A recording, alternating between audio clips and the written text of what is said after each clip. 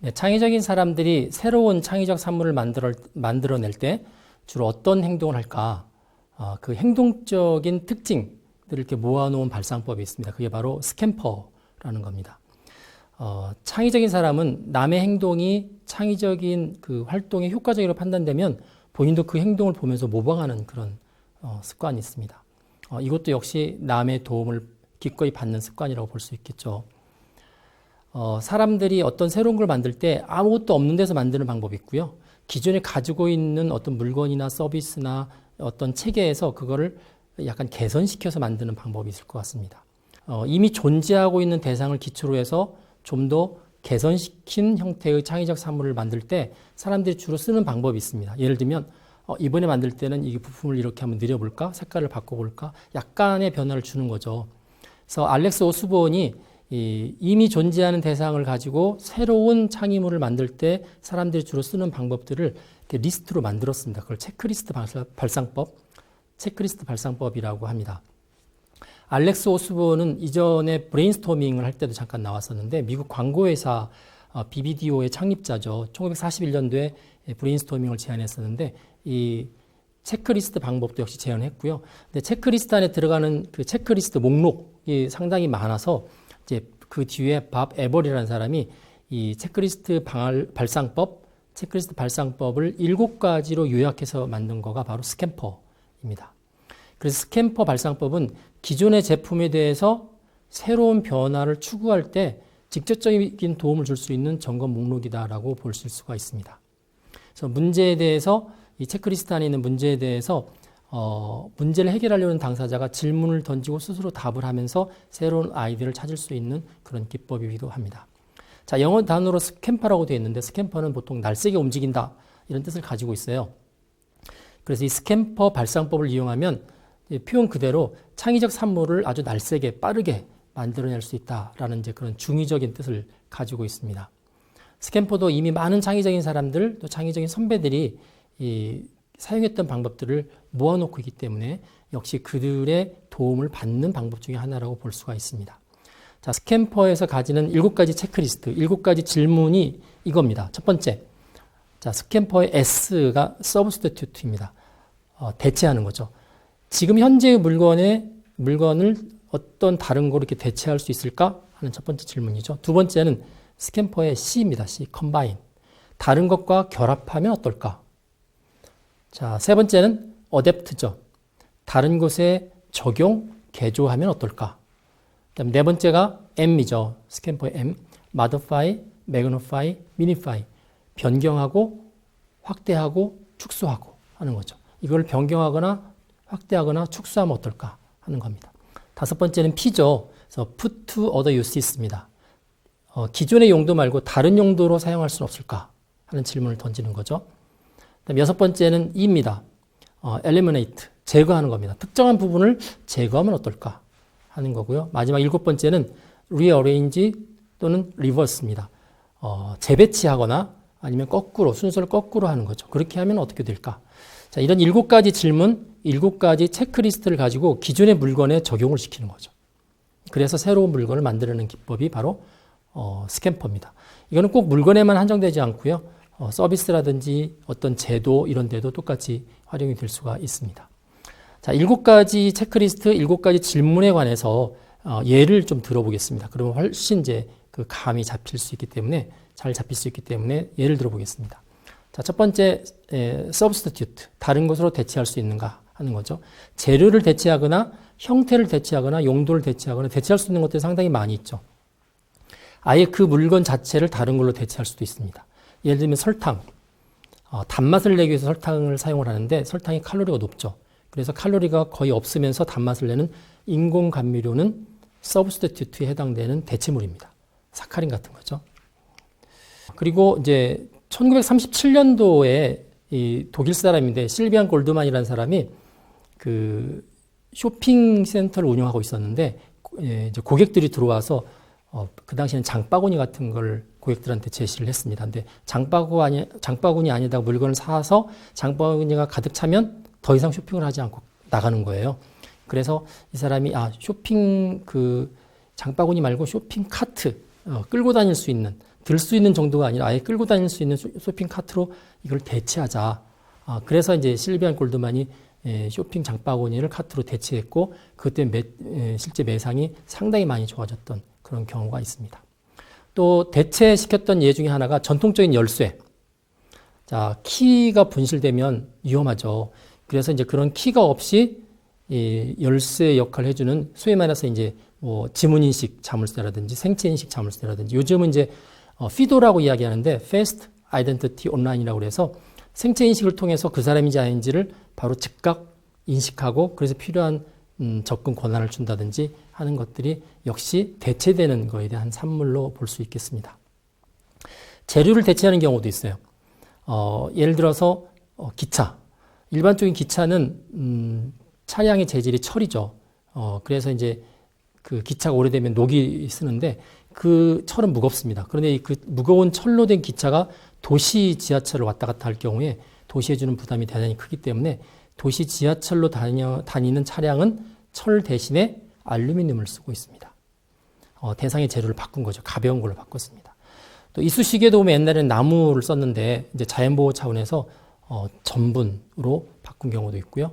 군인들이 쓰는 전투 모자죠. 전투모가 이전에는 철로 되어 있는 철모였습니다. 그런데 너무 무겁고 그래서 지금은 섬유가 촘촘히 엮여 있는 방탄 헬멧, 보통 파이버라고 하는데 재질을 철에서 파이버로 바꿔서 지금 쓰고 있습니다. 자, 배드민턴 공은 원래 새 깃털을 사용했죠. 근데 이게 이제 비싸기도 하고 그래서 플라스틱으로 바꿔서 아주 싼 가격에 배드민턴 공을 공급하기도 하고요. 마네킹 보면 이전에는 합성수지로 사람 모양을 만들었는데 요즘은 바람을 불어넣어서 이렇게 부풀려서 쓰는 튜브식 마네킹도 많이 나오고 있습니다. 자, 오징어를 잡는 배에서 오징어를 부르기 위해서 집어등이라는 걸 쓰는데 이전에는 오징어 배 위에다가 이렇게 걸어서 사용을 했는데 지금은 배 바닥에다가 광섬유를 붙입니다. 그래서 오징어를 끌어모으는 형태로 하고 있습니다. 어느 경우든지 특정한 재료나 특정한 부품을 바꿔치기 한 경우죠. 그래서 새로운 창의적인 산물이 나온 겁니다. 두 번째는 컴바인입니다. 결합하는 거죠. 다른 것과 지금 개선하려고 하는 것들을 결합시키는 거죠. 예를 들어서 토스터기를 일기예보할 수 있는 필터를 거기다 하나 넣어줘요. 그래서 오늘 날씨가 흐리다 맑다 하는 거를 토스트기 안에 이렇게 필터를 넣어줌으로 인해서 토스터기에 의해서 나오는 식빵 겉에 일기예보 심볼 이렇게 찍히도록 하는 거죠. 그래서 일기예보 기능과 토스터 기능을 같이 넣은 거죠. 우리가 잘 알고 있는 이제 연필도 보면 끝에 지우개가 있습니다. 원래는 따로따로였는데 두 개를 컴바인 시킨 그런 케이스입니다. 필기구 가운데서 3가지, 4가지 색깔의 볼펜하고 샤프 펜슬 그런 복합 필기구도 역시 컴바인했던 케이스고요. 신발하고 바퀴가 컴바인되어 있습니다. 요즘 이제 롤러 슈즈라고 하죠. 힐리스라는 회사에서 나와 있는 롤러 슈즈. 그다음에 바퀴가 달린 가방도 역시 바퀴하고 가방이 결합된 형태죠. 자, 훌라후프하고 지압용 돌기가 결합되어 있는 거가 이제 우리나라 주부가 개발한 건데 매직 훌라후프라는 게 있습니다. 자, 의자와 안마가 결합되는 거가 요즘 수백만 원짜리 이 안마기 의자가 많이 팔리고 있는데 안마 의자가 역시 결합된 상품입니다. 현재 일반적인 사람들이 쓰고 있는 모든 물건 가운데서 이 결합의 최고의 클라이막스는 스마트폰입니다. 스마트폰 안에는 전화 기능, 카메라, mp3, 녹음기, 다이어리, 컴퓨터 기능들이 다 컴바인 되어 있죠. 그래서 최고의 창의적인 산물이다라고 볼 수가 있습니다. 재미로 결합하는 경우가 있어요. 화장지에 보면 저도 이전에 봤는데 마법 천자문의 한 글자 한 글자를 화장지에다가 인쇄를 해놓는 경우가 있습니다. 화장실에 앉아서 아이들한테 한문을 보게끔 하는 거죠. 만화가 들어가는 경우도 있고 유머가 들어가 있는 경우도 있습니다. 이렇게 재미있게 결합을 하죠. 저금을 하면 노래가 나오는 멜로디 저금통도 있고요. 화장실에 들어가면 화장실에서 사람이 있는 것을 인식해서 이렇게 음악이 나오는 경우도 있습니다. 그래서 음악과 화장실 기능을 결합을 한 거죠. 사실 이 기능은 나중에 이제 나쁜 평가를 받았는데 내가 화장실을 쓰고 있다는 걸 사람들한테 알려주는 역할을 하는 바람에 오히려 프라이버시를 침해한 발명품 중에 하나로 알려져 있습니다. 외국에 많이 가면 이제 중국집에서 이렇게 포춘 쿠키라고 하죠. 과자인데 그 안에 오늘의 운세가 이렇게 들어가 있는 경우도 마찬가지입니다. 자, 세 번째는 어댑트입니다. 다른 곳에 적용하는 거죠. 어떤 원리나 방법이나 형태를 다른 곳에 적용하는 건데 가장 흔한 거가 이 자연 상태에서 나타났던 원리를 내 제품에다가 그대로 이렇게 적용을 하는 겁니다. 이제 전문 용어로 보통 생물 모방학이라고 합니다. 예를 들면 장미의 가시덩굴을 보면서 철조망을 만들었죠. 고양이의 눈을 보면서 그 도로 표지판, 야간 반사가 되는 도로 표지판을 만들었고요. 개구리의 보호색을 보면서 얼룩무늬 군복을 만들었고, 개구리의 뒷다리에 있는 물갈퀴를 보면서 잠수부의 오리발을 만들었습니다. 이게 다 생물 모방학입니다. 그래서 어댑트 시킨 거죠. 산 우원가시를 통해서 찍찍이라고 하는 벨크로 테이프를 만들었고요. 대나무를 통해서 속이 비어있는 강철 기둥을 만들었고, 또 박쥐 초음파를 통해서 레이더를 만들었죠. 그다음에 전복 껍데기가 굉장히 튼튼한데, 전복 껍데기의 분자 배열을 보면서 철갑 탱크, 폭탄이 뚫지 못하는 철갑 탱크를 만들었습니다. 물고기를 보고 유선형 배나 잠수함을 만들었고, 사람의 팔의 관절의 원리를 이용해서 보통 책상용 스탠드라고 하는데 앵글 포이즈 조명을 만들기도 했습니다. 자, 네 번째는 M이죠. Modify, Magnify, Minify입니다. 그래서 변경하거나 확대하거나 축소하는 거죠. 크기, 무게, 모양, 색깔, 냄새 등등등등이 그 대상입니다. 자, 햄버거 하나 가지고 양이 차지 않는 사람을 위해서 굉장히 크게 만드는 경우가 있습니다. 그래서 아주 크게 만들어서 그거 한 끼만 먹고도 본인이 만족할 수 있도록 확대하는 거죠. 그 다음에 TV도 요즘 보면은 계속 확대해 있습니다. 50인치도 크다고 그랬는데 지금은 70인치, 80인치 나오기 시작하는 거죠. 자, 노인분들을 위해서 휴대폰에서 버튼을 확대합니다. 자판을 확대하고 액정을 크게 합니다. 그것도 노인 세대를 향한 아주 창의적인 산물이라고 볼 수가 있습니다. 반대로 축소도 있죠. 우리가 보통 나노 테크놀로지 그러면 10의 마이너스 9승비트를 의미하는데 로봇을 아주 작게 만듭니다. 그래서 사람 몸속에 들어가서 혈관 속이나 아니면 내장 속에 들어가면서 스캔할 수 있도록 하는 그런 그 나노 로봇도 축소의 기술에 의한 산물이다라고 볼 수가 있습니다. 또 변경해서 만드는 거죠. 모양을 변경하거나 성분을 변경하거나 맛을 변경하는 거. 빨대를 변경했습니다. 끝에 숟가락 모양을 만들죠. 그래서 슬러시 같은 걸 먹을 때 숟가락 달린 빨대로 먹습니다. 우유의 맛과 성분을 바꿉니다. 과일 맛 우유. 화장지의 모양을 좀 바꿉니다. 올록볼록하게 엠보싱해서 화장지를 만들기도 하고요. 그다음에 장갑이 특히 이 고무장갑, 이 부엌에서 사용하는 고무장갑의 그릇이 미끄러나는 걸 방지하기 위해서 앞에 돌기를 부착을 합니다. 변경을 시킨 거죠. 그래서 접시가 미끄러지지 않게 됩니다. 물파스도 보면 끝에가 이렇게 구부러지도록 되어 있는 그렇게 변경된 모습으로 나오기도 하고요. 그 다음에 또 변경하거나 변형하는 데서 또 중요한 것 중에 하나가 원래는 움직이지 않는 건데 움직이게 하는 겁니다. 자, 예를 들어서 세면대. 화장실의 세면대는 항상 고정형이죠. 그래서 키가 작은 사람한테는 너무 높고 키가 큰 사람한테는 너무 낮습니다. 그럴 경우에 높낮이를 조절할 수 있는 세면대가 나와 있고요. 그 다음에 자동차도 마찬가지. 자동차의 핸들이나 자전거의 핸들도 타는 사람에 따라서 높낮이 조절이 가능하도록 되어 있습니다. 자, 중국집에 회전으로 돌고 있는 식탁도 마찬가지입니다. 고정되어 있는 식탁을 돌고 있는 회전형 식탁으로 바꾼 경우죠. 또 변경하는 대상 중에 또 색상을 볼 수가 있습니다. 자, 키보드에 사람들이 자주 쓰는 키보드들을 색깔별로 입혀서 전체가 다 까만색이 아니라 화려한 모습의 키보드로 바꾸는 경우도 있고요. 네, 쌀인데 보통 우리가 생각하는 쌀은 하얗죠. 그런데 이제 우리나라에서 쌀을 색깔별로 해서 만든 그런 또 발명도 있습니다.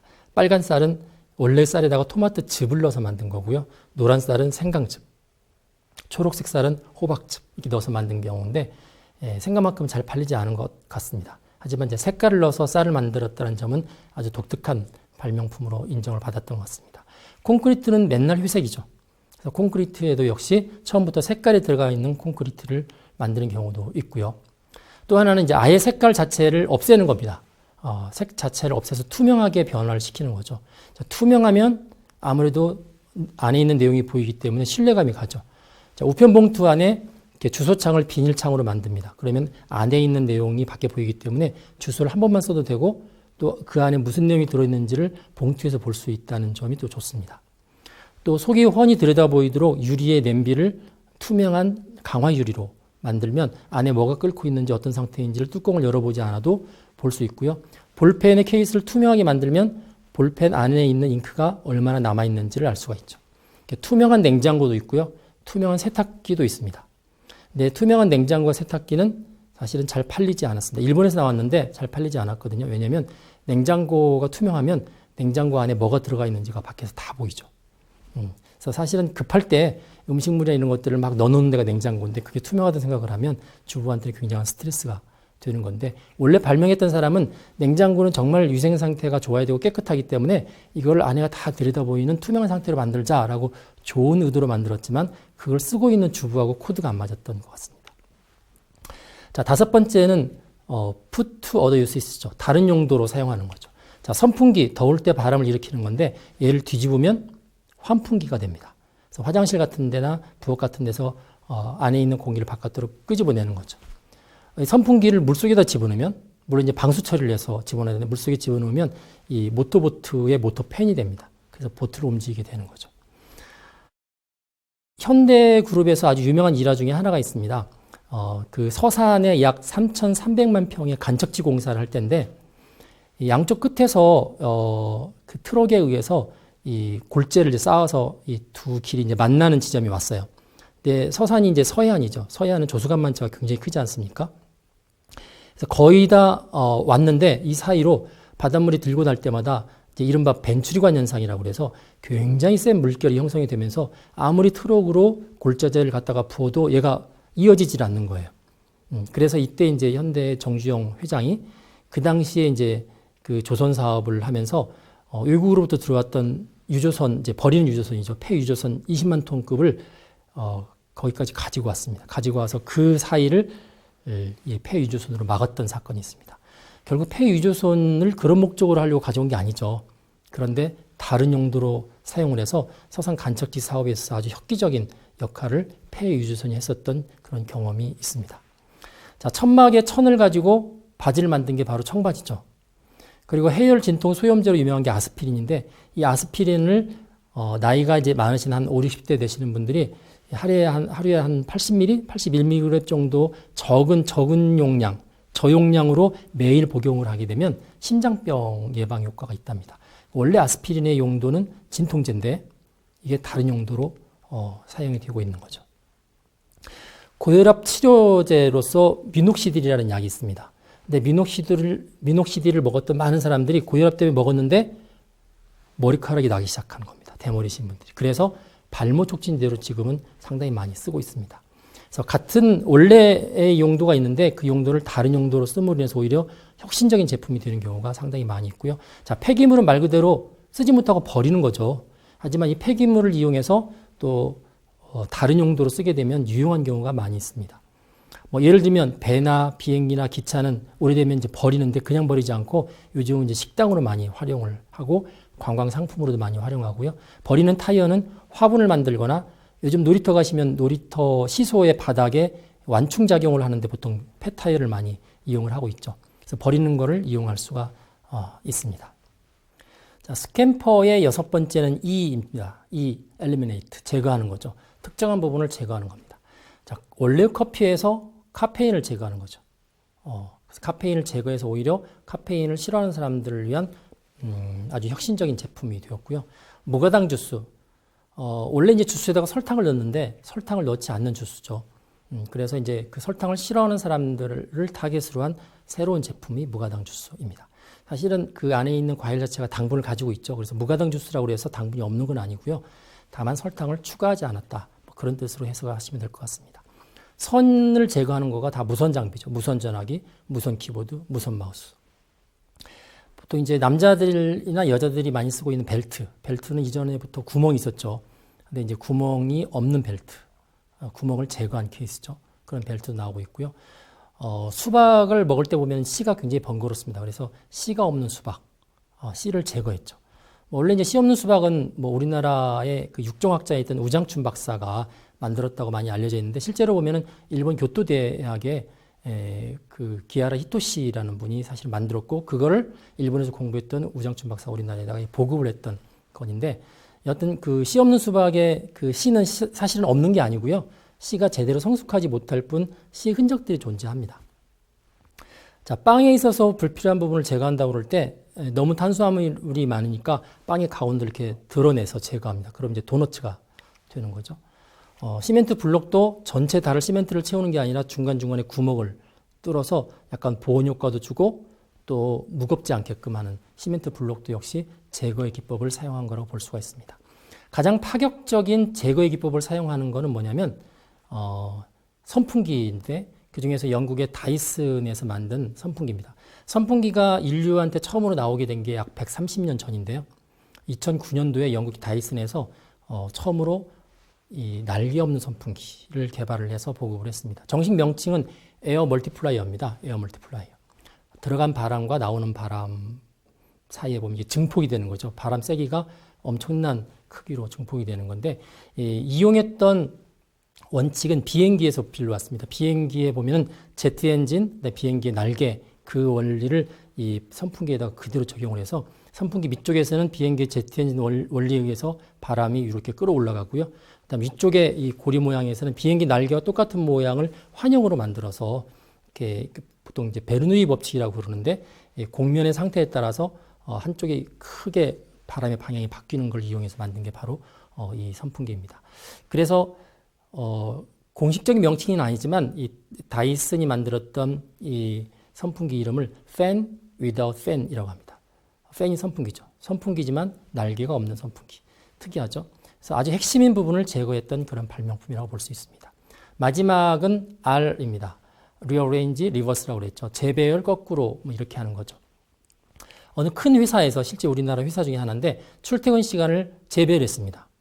원래는 9시부터 6시 이렇게 해야 되는데 7시부터 4시. 그러니까 7시까지 출근하고 4시에 퇴근하는 걸로 바꿨죠.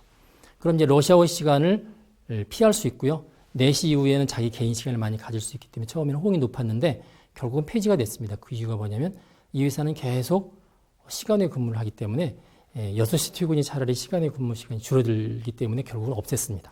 하지만 재배열의 하나의 아이디어였죠. 재배열 또 역전 뭐 이런 것도 비슷한 이야기인데 상표를 보통 옷의 상표들을 안쪽에 붙이죠. 그런데 이제 이걸 역전시켜서 옷의 상표를 바깥쪽에 붙입니다. 특히 이제 내복 같은 경우는 안쪽에 붙이면 상표가 좀 피부 엘러지를 일으키기 때문에 바깥쪽에 붙이는 경우도 있죠. 특히 밖에 붙이는 옷일수록 유명 상표인 경우가 많이 있습니다. 브랜드를 자랑하려고 뭐 그런 것도 있긴 하겠지만 밖에 붙임으로 인해서 오히려 큰 효과를 얻는 경우도 있고요. 김밥 가운데서 누드김밥, 김하고 밥하고 순서를 바꾸는 거죠. 그다음에 뷔페식 식당도 마찬가지죠. 우리 식당에 가면 밥이 우리가 먹어야 될 식사가 우리를 찾아오는데 뷔페 식당은 손님이 밥을 찾아갑니다. 역시 바뀐 거죠. 그다음에 옷을 보통은 저희가 입게 되면 봉제선이 안쪽에 들어가게끔 입는데 요즘은 이제 패션처럼 봉제선이 아예 바깥에 나오게끔 입는 것도 또 하나의 창의적인 옷 중에 하나로 알려져 있습니다. 나사를 감을 때 오른손의 법칙에서 감는데 풀리는 것을 방지하기 위해서 선풍기라든지 자동차 바퀴는 왼쪽 방향으로 감게 역회전하게끔 그렇게 해놨습니다. 손에 끼는 장갑도 있지만 발에 끼는 발가락, 양말도 있고요. 오른손잡이가 기본이지만 왼손잡이를 위한 손잡이, 뭐 골프 스윙자리 이런 것도 마찬가지로 존재하고 있습니다. 자, 여러분들이 스캠퍼를 이용해서 어떤 물건을 놓고 하나씩을 적용해 보시면 아주 재미있을 것 같습니다. 선풍기를 놓고 SCAMPER를 적용시키면 전혀 다른 모습의 선풍기를 여러분들이 만들 수도 있을 것 같습니다. 자, 스캠퍼는 창의적인 사람들이 창의적인 산물을 기존의 것에서 만드는 과정에서 공통적으로 나타난 7가지 행동을 질문으로 바꾼 겁니다. 그래서 스캠퍼의 7가지 질문, 7가지 체크리스트를 활용한다는 것은 그 창의적인 활동을 했던 그 사람들의 컨설팅과 도움을 내가 직접 받는 거하고 동일하다. 이렇게 생각해 볼 수가 있겠습니다. 다른 사람들은 어떻게 창의적으로 문제를 해결했는지 늘 염두에 둘 필요가 있다는 게 바로 이 스캠퍼가 주장하는 거고 또 이번 강의의 주제이기도 합니다.